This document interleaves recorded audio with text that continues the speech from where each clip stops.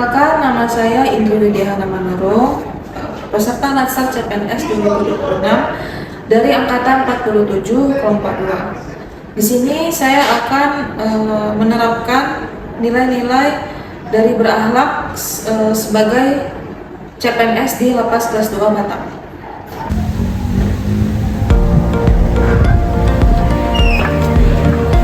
Selamat datang di Lapas kelas 2 Batam. Ada yang bisa saya bantu?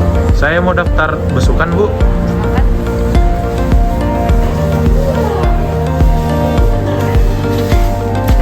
Mohon ditunggu ya, Pak. Baik, Bu.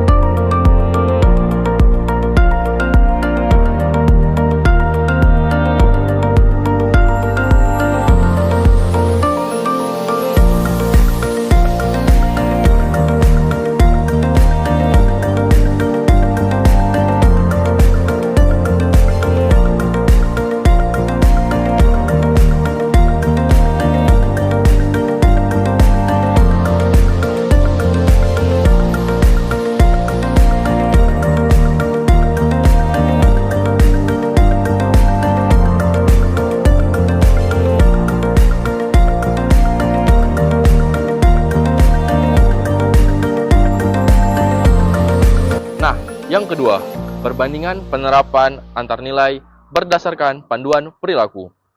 Nilai dengan penerapan sangat baik, ada kolaboratif, loyal, dan akuntabel. Di sini, ketiga nilai terlihat paling dominan karena pekerjaan di lapas sangat bergantung pada koordinasi tim, kepatuhan terhadap aturan, dan pertanggungjawaban pelaksanaan tugas. Nilai dengan penerapan baik, ada berorientasi pelayanan dan kompeten. Sudah berjalan baik melalui pelayanan publik dan peningkatan kapasitas SDM, namun masih perlu penguatan terutama dalam inovasi pelayanan. Yang terakhir, nilai dengan penerapan cukup baik, ada di adaptif dan harmonis. Telah diterapkan, namun masih terdapat tantangan dalam menghadapi perubahan yang cepat dan menjaga konsistensi komunitas lintas unit kerja.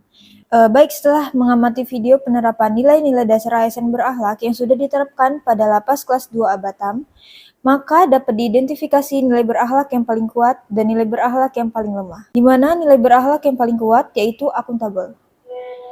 Menurut kami, nilai akuntabel menjadi salah satu nilai yang paling kuat karena berkaitan langsung dengan tugas utama petugas lapas dalam menjaga keamanan dan ketertiban, di mana petugas lapas dituntut untuk selalu jujur, disiplin, dan bertanggung jawab dalam menjalankan tugas, termasuk menolak suap, gratifikasi, maupun penyeludupan barang terlarang.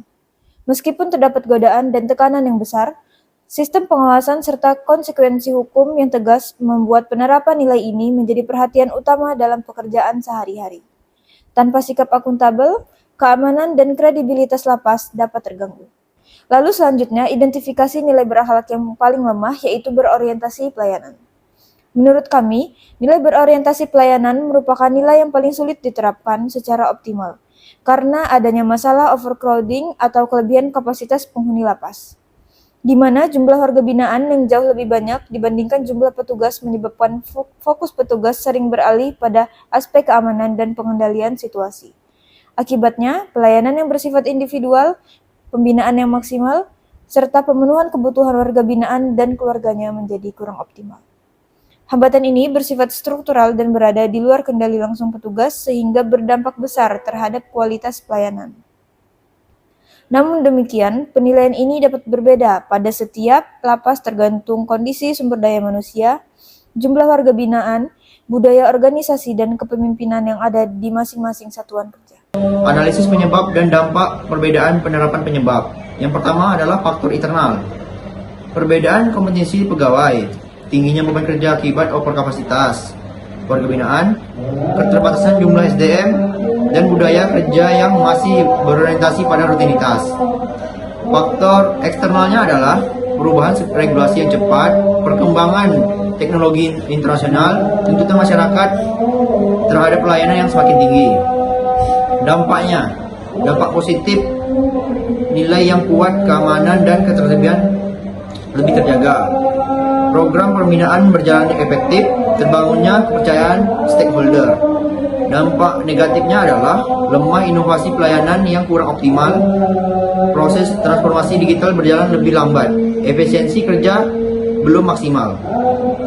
Rekomendasi perbaikan untuk penguatan penerapan nilai berakhlak terbagi menjadi 3 tahapan.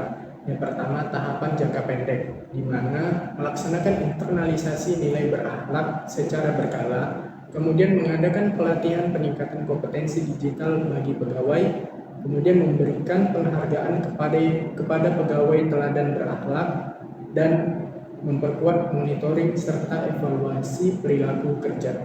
Tahapan yang kedua yaitu jangka menengah, di mana mengembangkan inovasi pelayanan berbasis teknologi, meningkatkan budaya kerja kolaboratif lintas seksi, dan memperkuat program coaching dan mentoring bagi pegawai. Kemudian ada jangka menengah, di mana membangun budaya organisasi berbasis berakhlak secara berkelanjutan, mengembangkan sistem manajemen kinerja yang terintegrasi, mendorong transformasi digital pada seluruh layanan pemasyarakatan, serta menjadikan nilai berakhlak sebagai dasar pengambilan keputusan bagi organisasi. Kesimpulannya, secara umum penerapan nilai-nilai berakhlak di lembaga pemasyarakatan kelas 2 Batam telah berjalan dengan baik.